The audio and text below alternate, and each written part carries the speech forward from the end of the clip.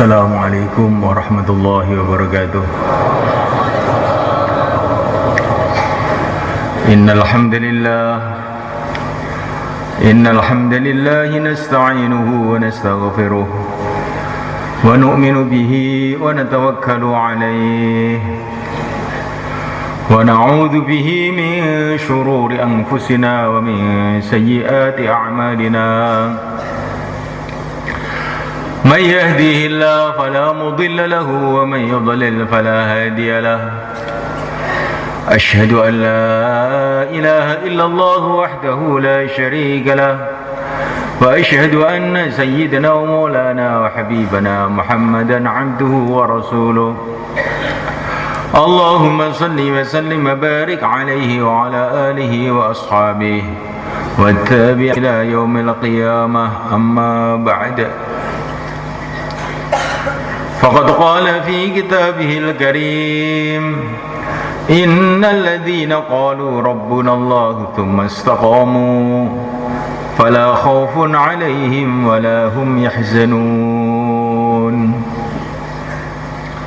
وقال تعالى: كل نفس ذائقة الموت فإنما توفون أجوركم يوم القيامة فمن زحزح عن النار وأدخل الجنة فقد فاز وما الحياة الدنيا إلا متاع الغرور. وقال تعالى: قل إن الموت الذي تفرون منه فإنه ملاقيكم ثم تردون إلى عالم الغيب والشهادة فينبئكم بما كنتم تعملون.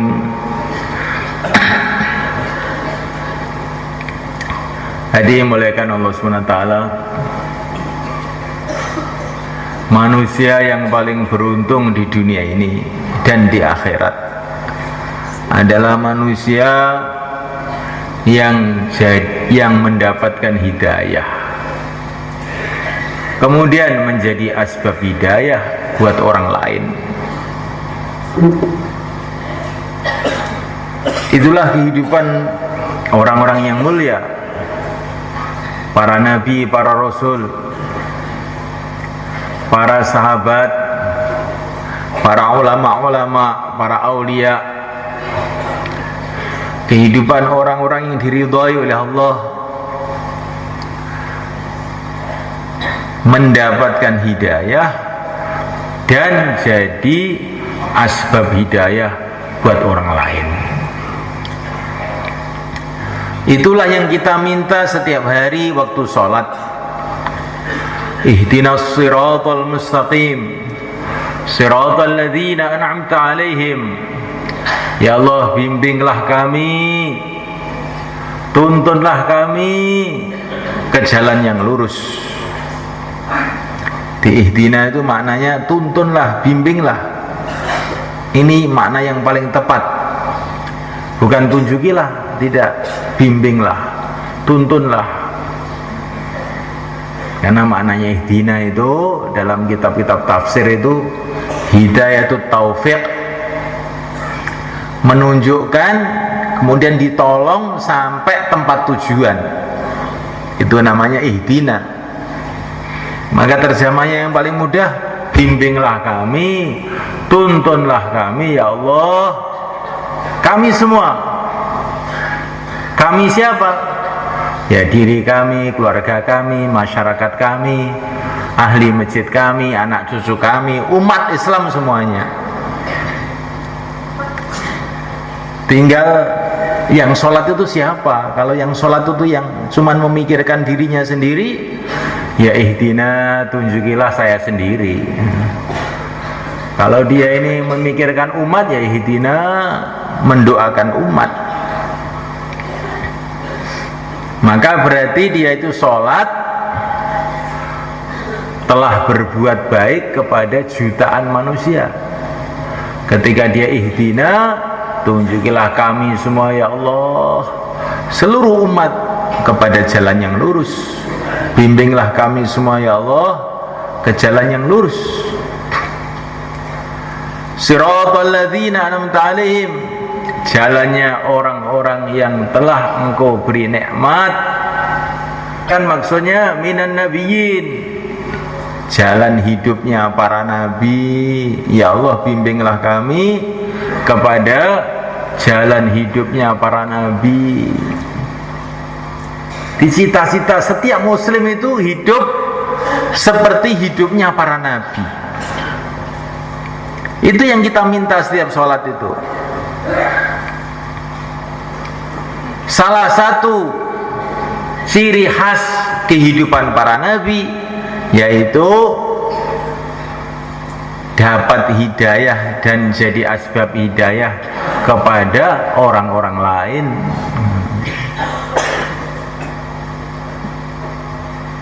Ciri khas hidup para nabi memikirkan umat, bukan hanya memikirkan dirinya sendiri.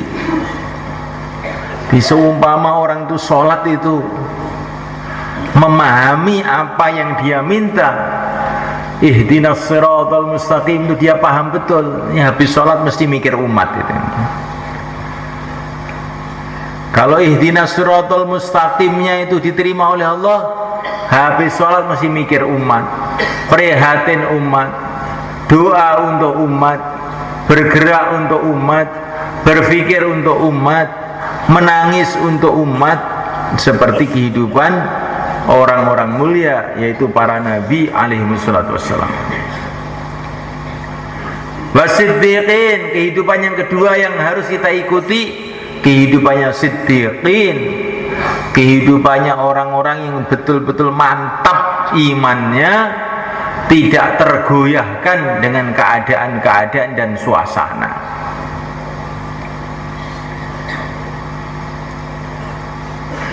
Contohnya siddiqin ini adalah Sayyidina Abu Bakar As-Siddiq radhiyallahu ta'ala anhu. Maka dikasih gelar As-Siddiq, orang yang betul-betul mantap.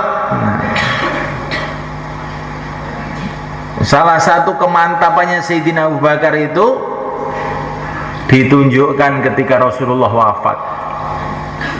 Ketika Rasulullah wafat, terjadi guncangan-guncangan seluruh dunia Islam.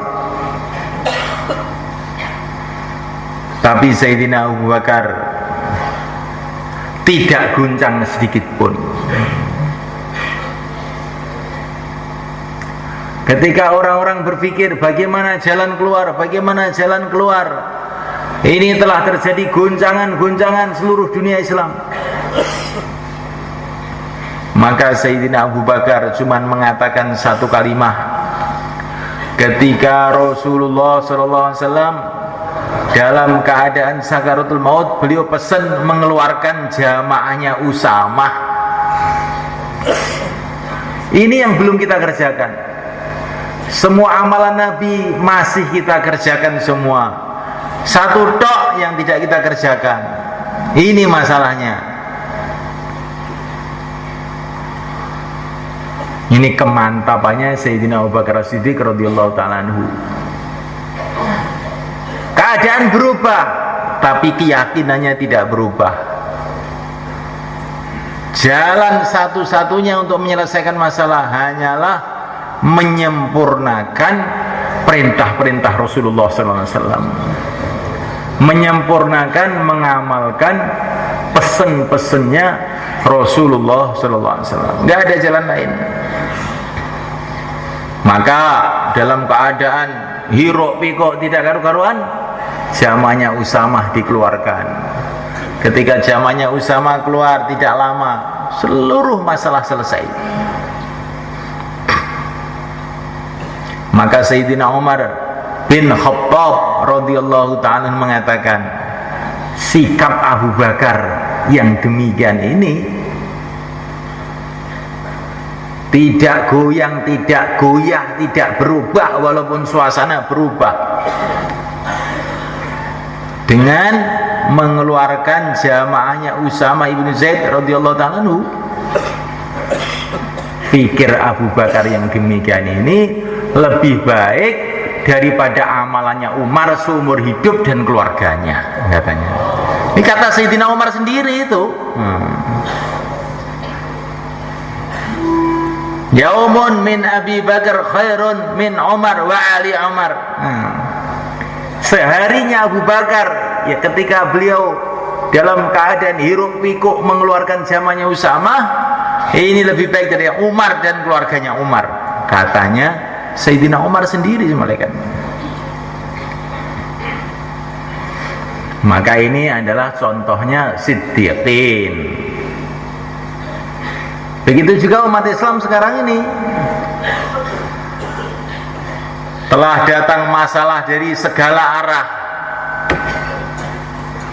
Politik masalah, ekonomi masalah, kenakalan remaja masalah, ini masalah, ini masalah.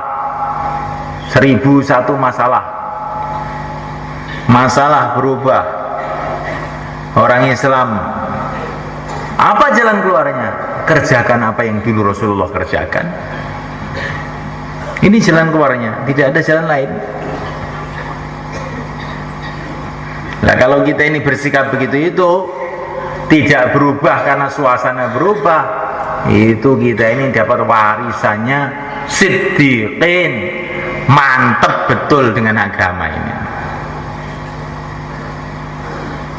Suasana berubah, zaman berubah, tapi Allah tidak berubah.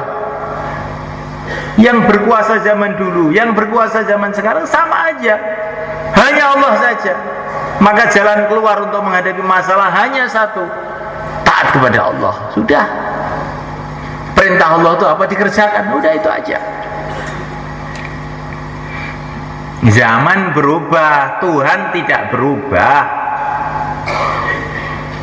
Zaman sebelum ada zakat ini, setelah zakat ini, zaman dulu, zaman sekarang, zaman yang akan datang, zaman setelah kiamat, yang berkuasa hanya satu, hanya Allah Subhanahu wa ta'ala. Maka zaman dulu, zaman sekarang, zaman yang akan datang, zaman setelah kiamat, jalan keluar hanya satu, bila kita ini taat kepada Allah. Ini harus mantap betul. Kalau nggak mantap, kita dibikin mainan oleh syaitan. Nah, ini masalahnya ini. Ini zaman modern, ini zaman roket, zaman bom atom. Itu kan zaman onta. Zaman onta, zaman roket, zaman apa yang berkuasa hanya Allah. Sekarang ini pun tetap juga zaman onta, banyak onta. Kamu lihat di mana-mana. Di sana kebun binatang Malang banyak onta juga. Ini zaman onta juga sekarang ini. Yang kita minta itu supaya kita ini jadi orang siddiqin, mantap betul dengan agama ini.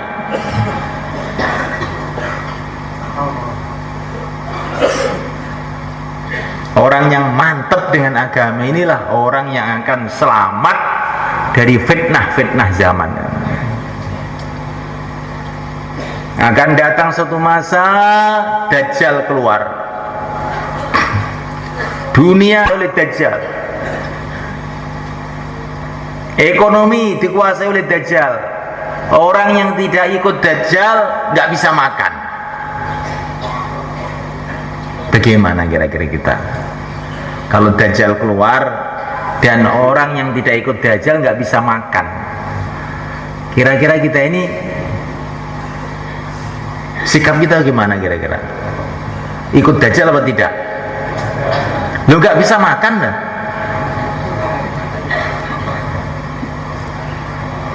Nah, hei, tahu? Nah, sini menghadap sini ngaji. Ada orang liwat, ngelihat orang liwat. Nanti kalau Dajjal keluar kamu ikut duluan nanti. Iya, orang lewat biarlah lewat dia. Jangan biasa dong lewat. Tengok orang lewat, ngajinya ditinggalkan. Ini kalau nggak hati-hati bisa dimakan Dajjal kamu. Orang yang tidak ikut Dajjal nggak bisa makan. Nah, orang yang yakinnya kepada makanan, dah akan jadi muridnya Dajjal yang paling setia.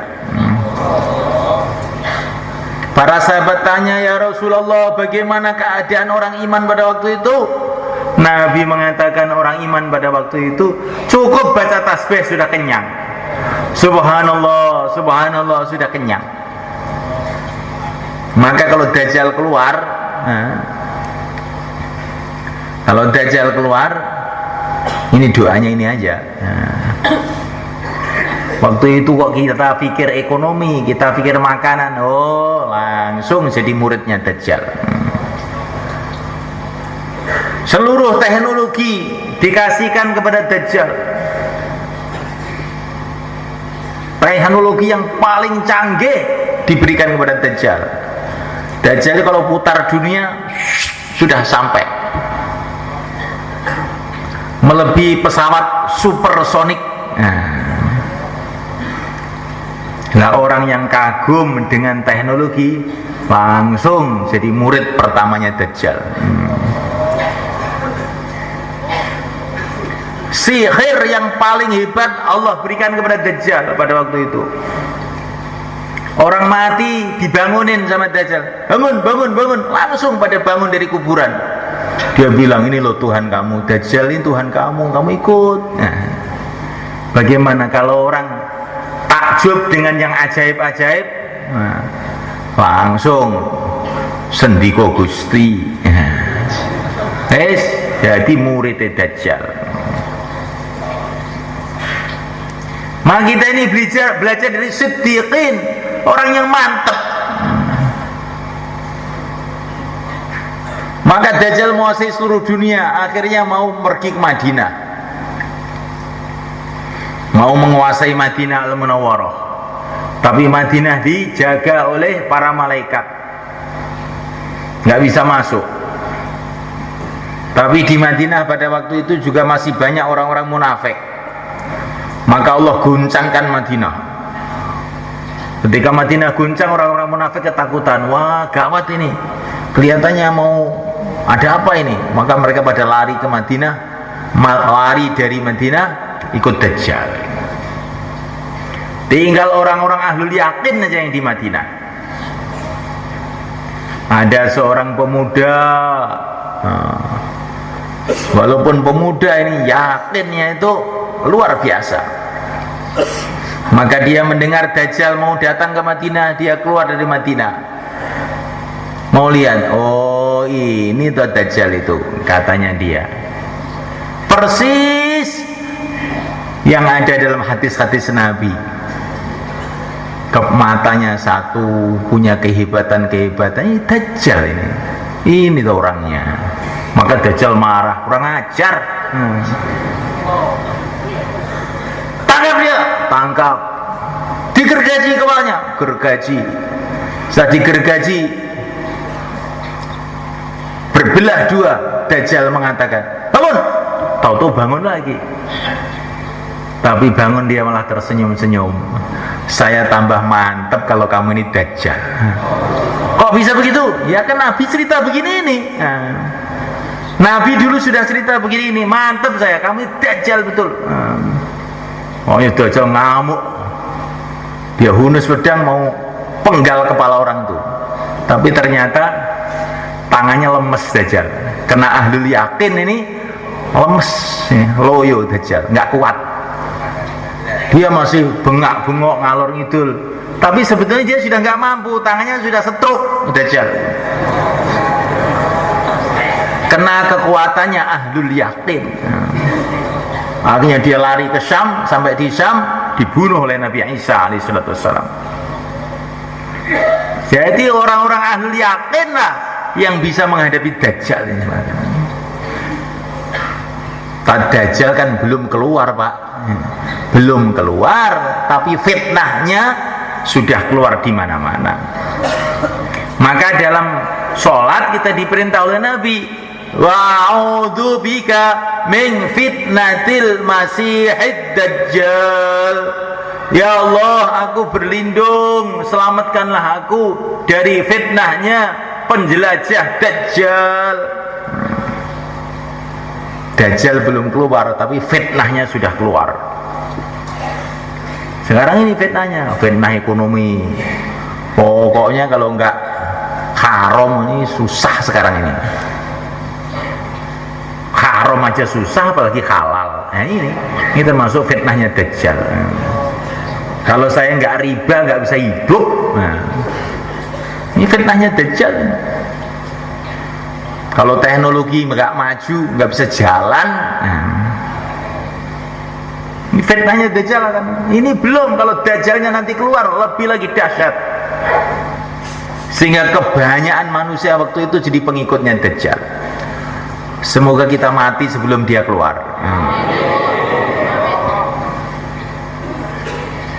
Sampai dikatakan dalam satu riwayat, itu umat Islam itu yang selamat dari fitnahnya Dajjal itu tinggal 12.000 aja. Warna semua ikut Dajjal semua. Siapa yang selamat? Orang ahlul yakin.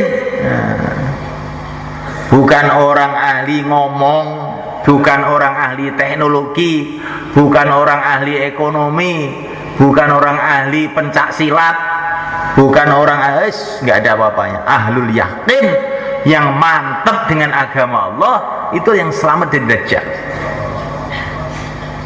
Dan Dajjal itu seperti namanya, Dajjal itu maknanya penipu. Jadi dia ini seperti baik tapi itu menjerumuskan. Itu nama Dajjal itu. Maka kalau kamu dengar ini baik, ini baik, hati-hati itu. Dajjal itu juga begitu itu. Dajjal itu senantiasa ngomong saya ini baik, saya ini penyelamat. Tapi hakikatnya menjerumuskan orang untuk menuhankan dia.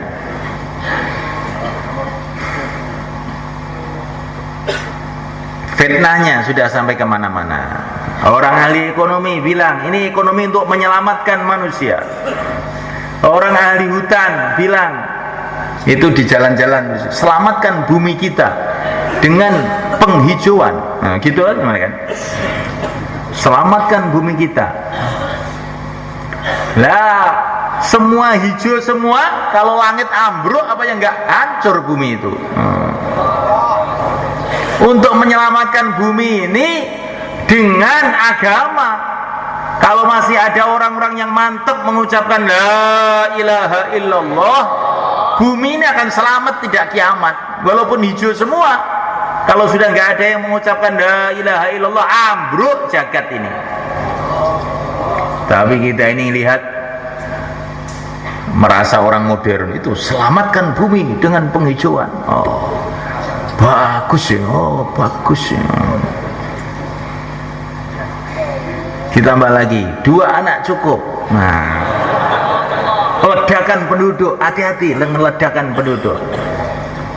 Saya bilang kok 2 anak, 1 anak saja kalau beweling nuwakal sudah cukup. Ya toh, punya 1 anak nuwakal kan sudah cukup. Cukup mumpet. Ya anaknya banyak, soleh semua, insya Allah ya tidak mumet, malah bahagia. Bukan insya Allah, pasti.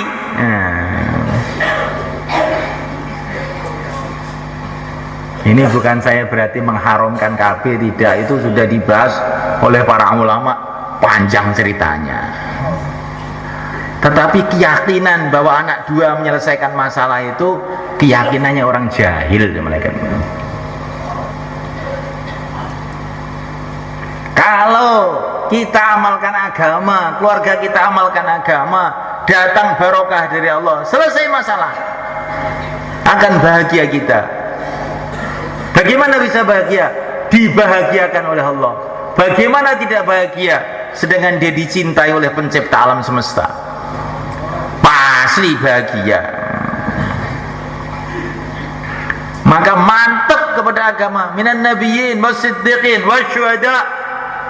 Orang yang siap mati untuk agama, wassalihin, orang-orang soleh.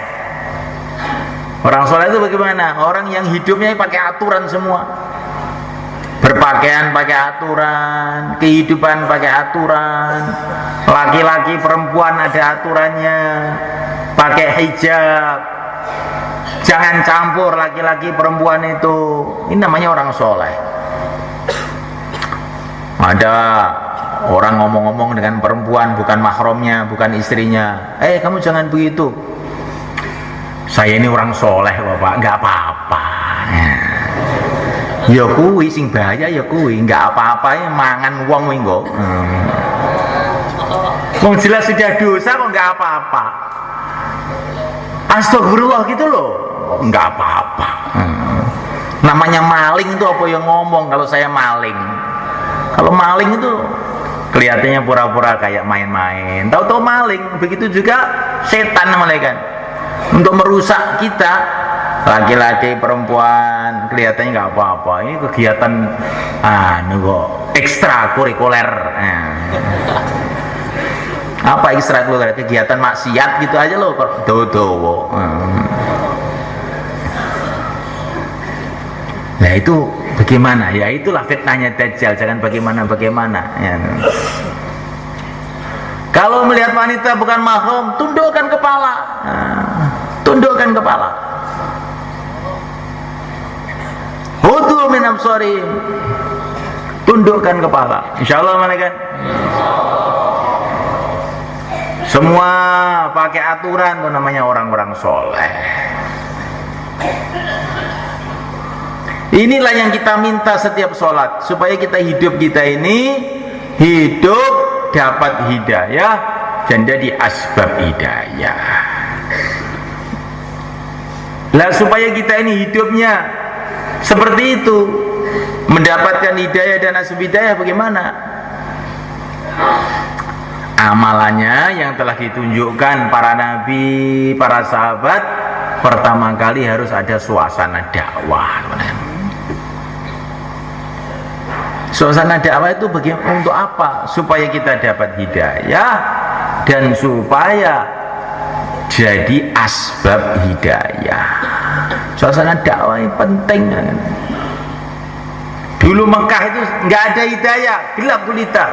Ketika Nabi dakwah, maka jadi dapat hidayah. Orang-orang kafir, orang-orang musyrik, penyembah berhala berubah jadi wali-wali Allah, jadi pejuang-pejuang, jadi ulama-ulama, jadi aulia-aulia, penyebar agama seluruh alam. Awal mulanya dakwahnya yang mulia Nabi Agung Muhammad SAW. Malaikat Allah Ta'ala. Begitu juga di Jawa ini, dulu semua Hindu penyembah berhala. Dengan barokahnya dakwahnya Sunan Ampel berubah jadi kiai-kiai, jadi santri-santri. Oh, jadi mana-mana, jadi kebaikan-kebaikan tersebar kemana-mana. Asal mulanya dari dakwah. Maka sumber hidayah itu dari dakwah. Sumber pertama itu. Nah saya ini masih buruk kok. Masa kita ini ngajak orang? Ngajak orang itu niatnya bukan karena kita ini sudah baik terus ngajak orang, bukan. Kita ngajak orang niatnya supaya kita jadi baik. Karena orang yang ngajak orang itu didoain Nabi. Rahimallahu khulafai alladzina yuballighuna anni. Semoga Allah merahmati wakil-wakilku yang menyampaikan agama dari aku. Dan kita dakwah itu bukan niatnya itu membaiki orang, membaiki diri kita sendiri supaya dapat doanya Rasulullah SAW. Orang kalau ingin saudaranya baik, maka dia sendiri akan mudah jadi baik. Wallahu fi aunil abdi ma kana al-abdu fi auni akhih. Allah akan menolong orang kalau orang itu menolong saudaranya. Kalau kita ini ingin keluarga kita jadi baik, usahalah kebaikan untuk keluarga-keluarga orang lain, maka nanti keluarga kita sendiri akan dimudahkan jadi baik oleh Allah SWT. Kalau kita ingin kampung kita jadi baik, pikirkan kampung-kampung lain, maka kampung kita akan mudah jadi baik. Kalau kita ini ingin tahajud, nanti malam ingin tahajud toh, caranya bagaimana? Kamu nanti habis isya musyawarah dengan teman-temannya. Tahajud itu fadilahnya besar. Dalam satu hadis dikatakan, di antara orang yang akan masuk surga tanpa hisab adalah orang ahli tahajud. Maka nanti kamu bangunkan saya jam 3 pas. Siap nggak? Siap. Kamu? Insya Allah. Kamu? Nah, kalau kamu itu memikirkan bagaimana orang-orang lain tahajud, nanti kan kamu sendiri dimudahkan oleh Allah untuk tahajud. Tapi kalau kamu ingin tahajud, diam aja, insya Allah kebiasaannya. Kalau ingin mudah tahajud, ajak orang untuk tahajud. Kita musyawarahkan untuk buat usaha tahajud, insya Allah nanti akan mudah jadi tahajud. Saya itu punya kebiasaan buruk Pak Kiai. Apa? Setelah taklim akhir itu mesti ingin pulang aja, itu kaki saya itu. Nggak tahu kaki saya itu ada demitnya apa. Kamu ingin demitnya lepas, kamu nanti musyawarah dengan mahalahnya. Pokoknya malam ini kita itikaf, kita mau tahajud, ya. Kita ingatkan, kita ini sudah tidak ada suasana agama di mana-mana. Kita buat suasana agama di masjid ini. Kita mulai malam ini. Nanti insya Allah kan setannya di kaki itu hilang. Insya Allah mulai kan? Gimana? Siap? Nah, mulai kan. Nah, mulaikan Allah Ta'ala. Dan amalan orang-orang ahli hidayah yang jadi asbab hidayah itu, yang kedua adalah taklim. Maka biasakan hidupkan taklim di masjid, di rumah, dan di mana saja. Rasulullah itu dalam safar pun taklim. Ulama-ulama dulu itu semua kan dalam safar taklim, bahkan dalam perang taklim. Itu namanya Raja Salahuddin Al-Ayyubi, yang terkenal pembebas Masjidil Aqsa zaman dulu. Itu kalau waktu perang itu semua kan, beliau menyuruh ulama-ulama, coba baca taklim dulu. Di tengah-tengah perang kok baca taklim, kan aneh semua kan. Beliau itu punya keyakinan dengan taklim akan datang pertolongan Allah. Maka waktu perang taklim, bukan malah perai, ini lagi gawat ini, perai aja taklimnya. Tidak, malah waktu perang taklim. Jadi taklim itu jangan dihentikan gara-gara suasana-suasana. Insya Allah mulai kan? Baca kita fadilah amal di rumah kita, di masjid kita. Karena di situ itu ringkesan kitabnya para ulama-ulama yang ahlinya. Situ nasihat-nasihat dari Al-Quran, dari hadis, dari para sahabat, dari para ulama, dari para a'immah, al-imam Syafi'i, al-imam Malik, al-imam, para imam-imam, tokoh-tokoh ulama. Banyak disebut di situ. Imam Al-Ghazali, Imam Bukhari, banyak. Maka kalau kita baca kitab fadilah amal itu, insya Allah pikiran kita jadi lurus. Dakwah kok tidak mau baca fadilah amal, nggak akan lurus, nanti mesti ngarang sendiri. Kita baca dengan istiqomah, insya Allah mulai kan? Dan itu dibaca semua mulai kan? Fadilah Quran, fadilah zikir, fadilah tabligh, fadilah sholat, kisah sahabat dibaca semua tiap hari. Termasuk fadilah sedekah juga. Bukan hari ini fadilah sedekah, besok fadilah sholat, tidak begitu caranya itu. Sehari itu semua dibaca. Karena tiap hari kita ini perlu sholat, tiap hari kita ini perlu sedekah biar selamat. Sedekah itu tolak balak. Tiap hari kita ini perlu zikir. Kalau orang nggak ingat sama Allah itu mesti ciloko. Tiap hari kita ini perlu dakwah. Maka tiap hari dibaca fadilahnya itu, insya Allah malaikat. Tiap hari kita ini perlu nyambung hati dengan para sahabat, maka tiap hari baca kisah-kisah sahabat. Kalau kita ini tiap hari baca kisah-kisah sahabat, maka hidup kita di Indonesia, hati kita seperti zaman Rasulullah, kayak zaman sahabat. Kalau tiap hari yang dibaca koran, majalah, televisi, rumahnya di Temboro, perasaannya di Amerika. Akhirnya rusak pikirannya itu. Maka fadilah amal itu perlu kita baca, insya Allah malaikat. Dan taklim ini ada sejarah besar. Banyak tokoh-tokoh besar, di antaranya Sayyidina Umar bin Khattab radhiyallahu ta'ala anhu telah mendapatkan hidayah sebab taklim. Taklim ini penting kan. Kemarin ada jamaah dari Australia itu cerita sama saya, di Australia itu banyak orang kafir masuk Islam hanya gara-gara taklim. Ibu-ibu taklim di rumah, terus ini orang-orang kafir itu pada nimbrung, ikut dengar lagi pada masuk Islam. Maka taklim ini penting, insyaallah malaikat.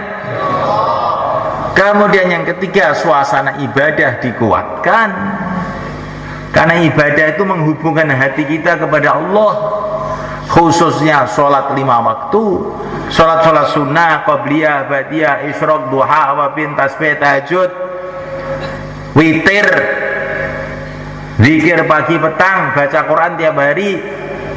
Kita niatkan malaikat. Kok banyak sekali itu Pak Kiai, kok banyak sekali. Umpama kita tahu fadilahnya, pasti kita ini akan mengatakan kok sedikit sekali ya. Kayak Sayyidina Abdullah bin Amr bin As, Nabi mengatakan kamu khatamkan Quran Abdullah tiap bulan sekali ya. Ya Rasulullah, saya masih kuat lebih ya Rasulullah. Udah 7 hari sekali khatam ya. Jangan ya Rasulullah, saya masih kuat kok. Dah tiap 3 hari ya. Kurang ya Rasulullah, pokoknya tiap malam saya bisa kok. Enggak, 3 hari sekali aja ya. Nanti kamu lama-lama nggak kuat nanti kamu. Coba semalikan. Ini sahabat tuh begitu. Kalau dikasih amalan katanya kurang ya Rasulullah. Seperti kita kalau dikasih duit, oh kurang duit ini. Gitu. Ini kayak amalan, oke men. Piye gitu nih. Apa sing butuh akhirat itu sahabat tok. Apa yang perlu pahala itu sahabat saja, kita nggak perlu. Yang mau mati sahabat saja, kita hidup terus dunia. Enggak toh? Tidak apa ya? Loh, kok iya ya ora piye ta karepmu. Jadi semalekan Allah taala kita ibadah itu kita kuatkan malaikat. Dai-dai yang sukses, para nabi, para rasul, para sahabat itu orang-orang ahli tahajud. Kanu qalilan minal laili ma yaj'un wa bil asharihum yastaghfirun. Sedikit tidur waktu malam. Berapa? Qumil laila illa qalila nisfahu amin qus minhu qalila auzid alaihi warattilil qur'ana tartila. Separuh malam, tahajudnya separuh malam. Jadi kalau malam tuh 12 jam, berarti tahajudnya separuhnya berapa? 6 jam atau kurang sedikit. Awin qus minhu qalila, kurang dikit 6 jam ya, 5 jam namanya. Auzid alaihi atau lebih, jangan hanya 6, 7 jam. Jadi Nabi itu disuruh tahajud bukan dibatasi rakaatnya, yang dibatasi itu jamnya. Pernah tahajud 6 jam? Nanti masih cari dalil lagi. Jangan banyak-banyak ibadah itu nanti. Yang penting jangan khusyuk gitu.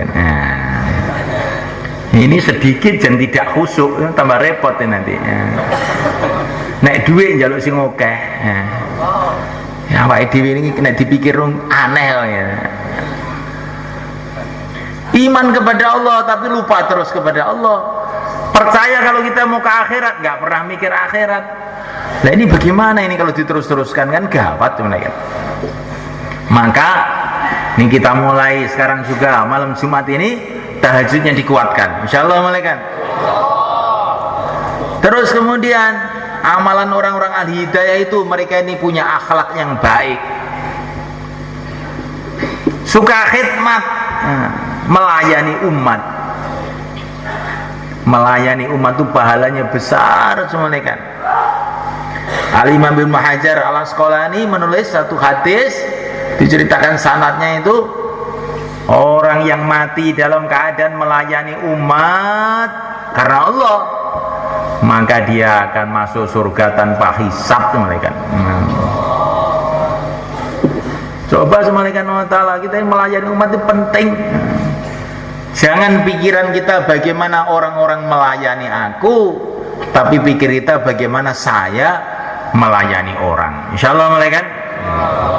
Nah ini kalau empat usaha ini malaikat, usaha dakwah, taklim, usaha ibadah, usaha akhlak ini kita jaga, maka insya Allah hidup kita ini jadi orang yang dapat hidayah dan jadi asbab hidayah.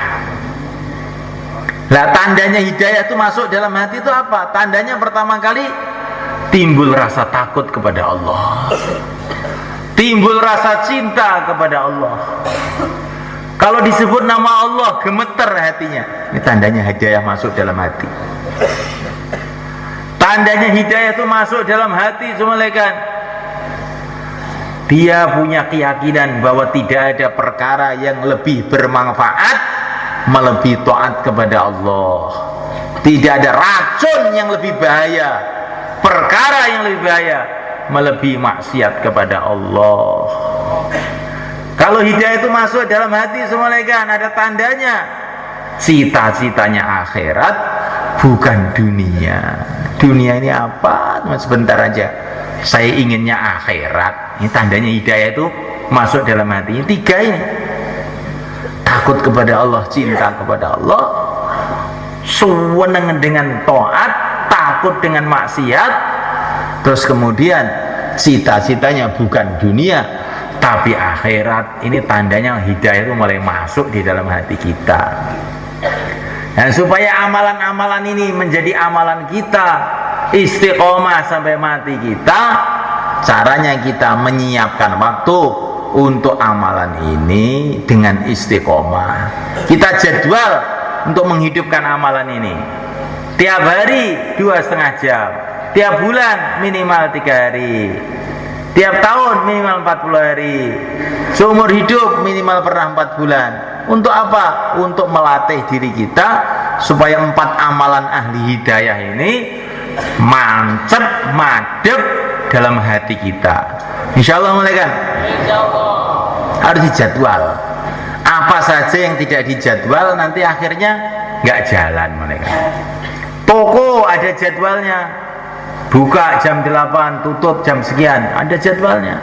Kalau toko kadang-kadang pagi bukanya, kadang-kadang malam, kadang-kadang jam 12 malam baru buka, insya Allah bangkrut sebentar lagi. Sekolahan ada jadwalnya, masuknya jam sekian, jam terus. Sawah pun ada jadwalnya, pondok pesantren pun ada jadwalnya. Sudahlah, makan pun ada jadwalnya, makan pagi, makan siang, makan malam. Bukan ini saya mau berhenti makan sebulan ini, maka hari ini saya mau makan terus mulai pagi sampai sore, beledos wetengmu. Ada aturannya makan itu. Begitu juga ini saya mau wah subuh, setelah itu kita mau cuti. Nah, tidak begitu, terus istiqomah sampai mati kita, insya Allah malaikat. Maka malaikat, untuk kita bisa istiqomah harus jadwal waktu dijaga. Maka malaikat yang sekarang mau latihan 4 bulan, silakan berdiri, atau 40 hari silakan berdiri ke selatan sini. Taqabbalallah. Taqabbalallah. Monggo sing badhe sekawan wulan kanjeng kula aturi juneng teng kidul mriki kanjeng. Monggo. Kidul mriki, selatan.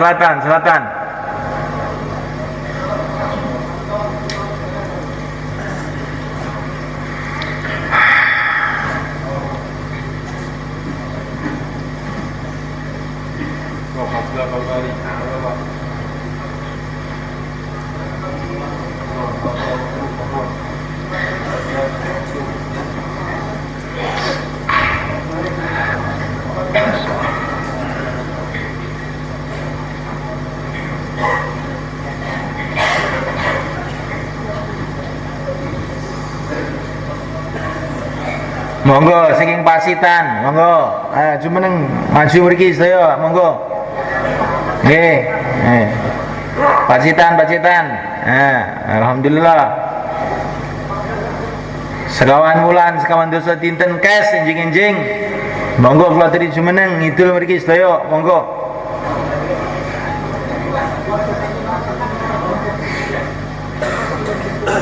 Kes.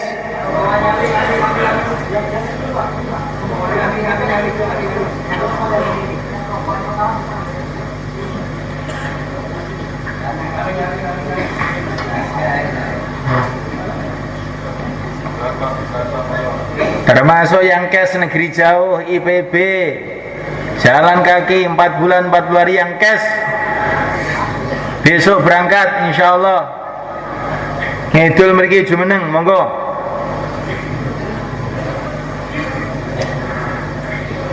Kalau kita berangkat kes, maka dapat pahala kes, ya. Dapat barokah kes. Monggo Pak, monggo jumeneng. Nek gatekan ning pikirne manusa ora rampunge. Sesuk wae, sesuk teko neh setane, sesuk wae. Aja ndek pikiran sesuk ki iblis dhewe urip gak gong mati. Nek urung kiamat iblis ku urung mati. Sesuk ki setan yo urip ae lho Bang gae. Wis engko eneng neh, repot iki eneng malih. Sing paling apik niku sedang mau angkat mohon. Bismillah, mohon monggo. Monggo. Kemudian mulaikan kita ingin jamaah niat. Karena niat ini suatu amalan juga. Barang siapa niat kebaikan, niat itu maksudnya ada keinginan dalam hati untuk berbuat suatu kebaikan, maka sudah dapat pahala satu yang sempurna.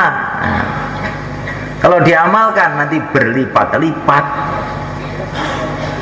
Barang siapa yang membeli kuda, niatnya untuk sabilillah, persiapan memperjuangkan agama Allah, tiap kuda tadi jalan dia dapat pahalanya, kuda itu makan dapat pahalanya, kuda itu kencing pun dia dapat pahalanya, karena persiapan sabilillah. Nah kalau kita ini dalam persiapan sabilillah, insya Allah ke sawah dapat pahala, ke ladang dapat pahala, kencing pun dapat pahala, insya Allah malah kan. Kalau diri kita ini persiapan fisabilillah untuk menghidupkan agama, insya Allah malah kan. Maka yang niat ini tugas-tugas jauh 4 bulan 40 hari negeri jauh. Nah, monggo 4 bulan 40 hari negeri jauh yang niat, monggo kula aturi jumeneng ngaler ya, ngaler. Monggo 4 bulan 40 hari negeri jauh.